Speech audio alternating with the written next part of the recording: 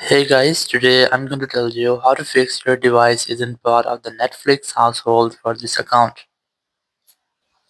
If you're using Netflix and you're facing this type error again and again, that whenever you try to sign in with your account, you might see this type error.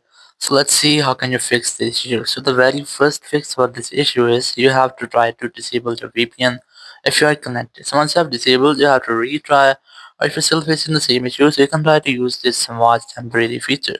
So whenever you try to tap on the SWAT temporary feature, you will get a mail on your mail address. Just try to enter the code, and after that you'll be able to use your Netflix only for 14 days. So after 14 days, you will get the same issue again.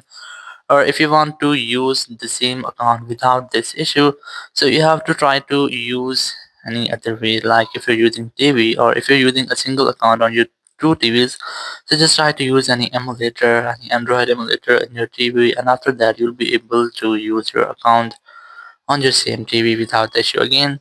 Thank you very much for watching the video. Until next video, bye bye.